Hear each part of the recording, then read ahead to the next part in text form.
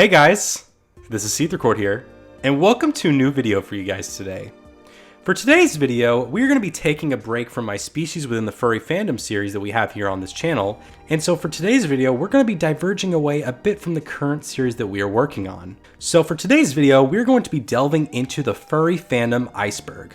That's right guys, the whole iceberg meme that started with the Mario 64 trend, like, oh, did you know that Mario 64, every copy of the game is its own actual personalized copy and it's different? Oh my god. And it made a huge trend with it, blame it on Jorge or Jorg, I don't know the actual pronunciation, I don't know. But instead, there's been a ton of spin-off videos that have just came about it, and it's just a trend now, it's a meme, so I was like, we gotta do one of the furry fandom.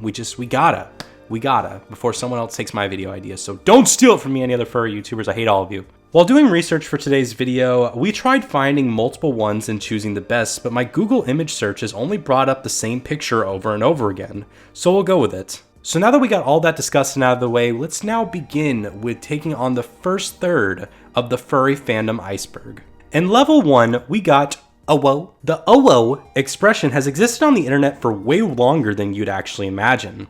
It's part of these text faces that people would build using symbols from different languages such as Hindi or Japanese, in order to make the combination look like a little kawaii expression.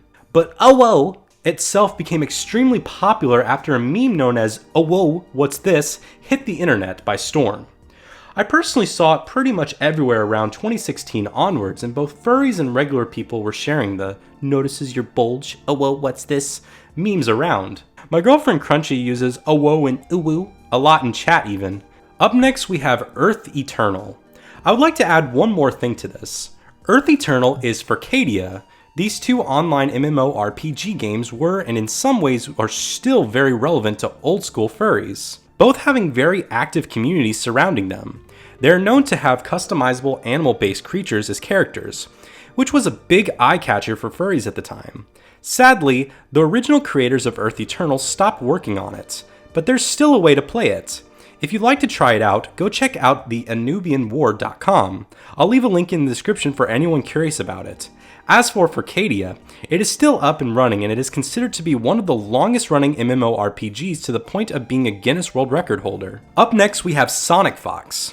Well, allow me to read some info from his Wikipedia article. End quote. Dominique McLean, better known as Sonic Fox, is an American professional esports player of several fighting games. McLean has topped many tournaments including 5 Evolution Championship Series, aka EVO, events for 4 different game franchises, and is the highest paid fighting game esports player in the world as of August 4th, 2019, with over $600,000 in earnings. McLean is openly gay and non-binary as well as a furry. They are known to often participate in fighting game tournaments in the fursuit of their fursona, a blue and white anthropomorphic fox. So basically, one of the world's best fighting games players is a furry. What do you think? Up next we have Rainforest. Oh my god.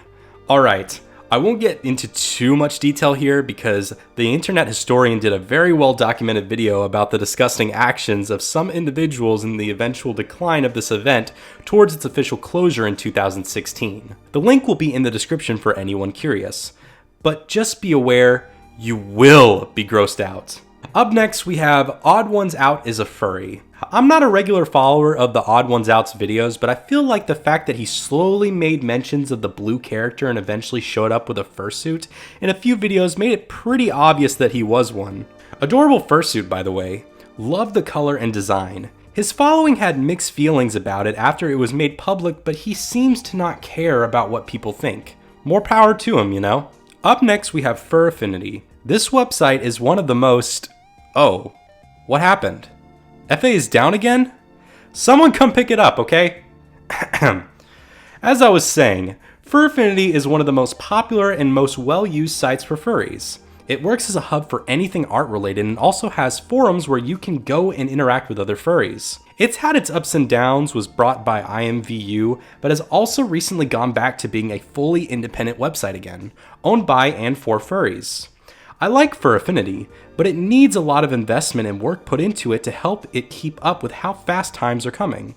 Less and less people are using computers and migrating to phones, which means that they're in a dire need of making their website enjoyable and on mobile, which, from my personal experience, I can say is still a bit messy. Up next we have Beastars. Well, if you didn't turn into a furry with Zootopia, you are most likely going to turn into one after watching Beastars. I love the fact that people compare Zootopia to Beastars in terms of the topics that these touch on, because they are not wrong. Beastars is Zootopia on steroids. Anyway, that was the first level of furry. Are you ready for level 2? Let's go. In this level, we got YIF. Have you ever heard of the rules of the internet? They were written by 4chan, and the list varies depending on the source, but they all agree that Rule 34 says, if it exists, then there is porn about it on the internet. And its following rule, number 35, states, if there isn't any porn, someone will make it happen. So yeah, furries exist, therefore there will not be safe for work content within the fandom. Correction, I meant to say there will be not safe for work content within the fandom, not that there will not be any safe for work content within the fandom, but considering the tendencies and natures of furries, I feel like my original statement is more close to reality than we originally thought. Anyways, let's continue. Up next, we have furry slang. This took me by surprise, but yeah, furry exclusive slang is a thing. There are many words and phrases that if the person is not participating actively in the fandom, they're more likely to have no idea what it means. Things like fur meat, fursuit, fursona, adoptables, gray muzzle, digitigrade, plantigrade, and so on, the list keeps going. Isn't it just lovely? Up next we got Egyptian gods. Have you seen how buff some of the Egyptian gods are? Daddy Anubis though. Bae, what the fuck? Why do you write the script make me seem gay? What the hell? Anyway, yeah. We have had people making art mixing up humans and animals from very ancient times already. Which means that even though they didn't use the term furry as we know it nowadays, there were already some signs that we have been a part of society for longer than we expected. Up next we have original species. I have touched on this in a recent video. The furry fandom has created many animals that only exist inside our group. Creatures like Sergals, Duchies, Synths, Ampwaves, and so on. Some are adorable, others are creepy, gory, or even badly drawn, but hey, it shows creativity, doesn't it? Up next we have Eozdinu, whatever. The silver one. He is our god. You must praise him for everything good that we have nowadays, from helping Newton discover gravity to starting World War I. Why should we be thanking him for that? What the fuck? Up next we have Zootopia fanfiction. Yeah, I am good. Thank you. Thank you very much. I'm good. I'm not going to go through some 12-year-old story on Wattpad for a video. It is well appreciated though. Up next we have Your Name the Hedgehog. I have played this game before, and you go to Google, write down your name plus the word hedgehog, and you'll see that someone drew a character in Sonic the Hedgehog's art style. I could even go and try Seether the Hedgehog, that'll show up. Let me try. Yep, there it goes. I have lost all my credibility now. Thank you. Seether the Hedgehog, ladies and gentlemen. Up next, we have 20.5k furry artwork sale. What? $20,000 for an adoptable? There's even a YouTube video talking about the situation. Oh wow. This fandom keeps surprising me. Gotta be honest, it really does. If you're curious about it, here's a long story short, and I quote, "Guy spends up to $23,500 on furry designs. A design worth $20,500 turns out rushed. The adoptable community is furious. And it's alleged one of the people in charge of the design auctions was taking advantage of the buyer's mental illness." That's just lovely, isn't it? It just really shows how moral grounded many furries are. They're not. A lot of us are horrible people. Up next we have therianthropy. It is a belief where people think that they are able to transform into another animal either at will or under certain circumstances. The most well-known examples are werewolves.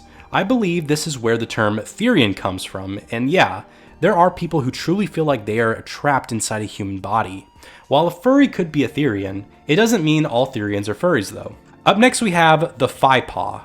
It was in the early 2000s and furries were creating their own websites. Yivstar just rebranded itself as So Furry and Fur Affinity was down once more. One thread was started in a furry forum. How do we discreetly tell each other we are a furry? The question was asked and after some deliberation, ta-da! A symbol was agreed upon. The Phi-Paw. Easy to draw and easy to understand. The P-looking shape is the letter F from the Greek alphabet and combined with a paw pad it looks great. And nowadays, only older furs use it. People under 18 might just be hearing about it now, so yeah, there's a I am a furry symbol out there. Who would have guessed? Up next we have anti-furry. It's pretty self-explanatory. People who either are very ignorant and think the fandom is all about sex, or people who just hate the fandom in general. I don't know why is this here. Whatever, who cares? They're anti-furries. Now that was it for level 1 and 2. How about 3? We'll start with wares. Wares is a term used for personas that can transform into another animal. You'd normally think that this is exclusively for werewolves, but no, there's a wide variety of options a character could transform into. It's close to a synonym to Therians, but in this case it's not the person but rather their persona changing into something else. Up next we have funny animal fandom. It was basically the term Grey Muzzles used to refer to our fandom in the beginning, during the times where Bugs Bunny and other animated shows were popular on television. So in the 80s we were known as the furry animal fans. Times have changed quite a bit, haven't they? Up next we have animism. This refers to the belief that everything has a life or soul of its own, living or not. There are actually people out there who think that this is true and that everything around you, from the pencil you use to write to the wall of your room and the air, has life of its own and such. It is very connected to certain religions and such, but there's also some influence of animism in the fandom. What do you think? Can objects have feelings? Like, I grab my empty can of Dr. Pepper 23 and I'm like, Dr. Pepper 23, I connect with you on an emotional, spiritual level. Let me like smooch you on the aluminum. I'm like a goat. I eat the aluminum like. Okay, I just cut my lip. Okay, I'm gonna stop now. This is exactly why I need my wife to write the scripts for me, because I am horrible at improv. So yeah, I'm not gonna do that again. Thank you very much. Up next we have furry councilman. This is something that made it to the news. In Connecticut, there was a man who got fired after people found out that he was a furry. It was pretty controversial for its time. The articles proclaimed that the man wasn't that shy about his involvement in the furry fandom, but it seems that after a lot more people heard about it, the pressure built up around him to where he had to resign. It's kind of a sad situation in my opinion. Up next we have Mark Melino, one of the founders of Conference. He's one of the biggest influencers in the creation of what we know as the furry fandom today. I feel like it was during this time in the early development of our group that the name was changed from Funny Animals to Furries, which I am thankful for, to be honest. No offense to the people in the 80s, he's still very active in the community and deserves the title of legend. Up next we have burned furs.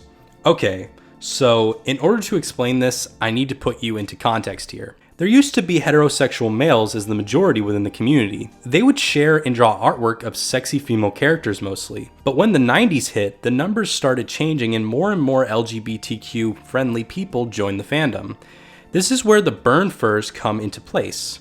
A big group of heterosexual males who did not like the fact that the gays was invading their fandom. It was one of the first big conflicts to ever be documented in our fandom. These people either eventually left the fandom or are still around us, but a lot more quiet about their opinions, since we all know how queer the fandom can be these days. Up next we have Steve Gallacci. May he rest in peace. Steve Gallacci is the author of the well-known comic series Albedo Anthropomorphics, or just Albedo. People in the late 80s and early 90s loved his comics and stories, and his artwork was a big deal in the history of our fandom. It was art done by furries for furries, with great storytelling and compelling artwork. Up next we have Mouse Furry Auction 1992. How do I approach this one? I don't know. This auction is just interesting, to say the least. And people bought these pieces of art. I'm not criticizing the art itself, but rather the space in which this auction happened was so surreal. And there's a recording of the whole thing happening. Yeah. The link to the full video is in the description. You'll understand once you see it. Up next, we have tickle fetish. While fetish has slowly become the norm once you join the community, I feel like there's still a few that would scare a newcomer away pretty easily. You naturally get used to it once you join, kind of like living in Section 8, you know? Tickle fetish is one of them. It's a completely harmless fetish, if you ask me, but what makes this kink in particular look so weird is the fact that certain artists learn how to draw a specific part of the body they like to tickle in an unrealistic manner while the rest of their art is cartoony, and it's just so uncanny valley. Gives me chills, like for real. Ugh. Up next, we have sexy airplanes. Yeah, there are vehicle sonas in the fandom. I've stumbled upon a few car sonas in Disney's Pixar's Cars art style quite a few times when scrolling through my fur affinity. It is not uncommon to see this, but man, sometimes they draw them in weird situations. They try to make cars, planes, and boats look sexy. And somehow they get it right. And lastly, we have frog sonas. I don't understand why is this here, because I think frogs are adorable. I would never go on and touch one because some of them are slimy and their skin looks grimy to me. Ugh. But if you like frogs and want to create a fursona out of one, it's completely fine. Fursonas are a personal thing anyways. So that was levels 1, 2, and 3 of the Furry Fandom Iceberg. We will be stopping here for today, and we will go deeper and crazier into the crazy stuff that we can find in our lovely fandom next time. What do you guys think? Did you learn anything new? Did you get grossed out by some of the stuff in this video? Is there something you'd like us to talk about in regards to our fandom? Feel free to leave a comment down below. All the links and information will be put in the description if you'd like to deep dive yourself. Anyways, guys, that's going to pretty much wrap up this video for you guys today. Special thanks again to KhramChee for all the help that they've given us on our video for today. Link down in the description down below to all of their social media. Go give it a look. One more thing to mention before we end off today's video, I want to let you guys know that we have recently revamped our Patreon. If you go and check out our Patreon and start donating monthly, you can get access to brand new rewards. You're going to get access to all of our videos 24 hours early. You're going to get access to our scripts ahead of time. You're also going to get access to exclusive content as well, like behind the scenes, bloopers and such. You will also even get access to some of KhramChee's art if you donate enough money. There will be a link down in the description down below to our Patreon to see all of our specific rewards. Definitely don't want to miss out on them. We got a lot of new cool stuff on there, so definitely give it a check out. Anyways, guys, thank you all again so much for watching our video. Please make sure to donate to our coffee, as well as hit that like button, turn on the notification bell, and subscribe all together. I've been SeetherCord, and I will see you guys in the next video. Goodbye, everyone.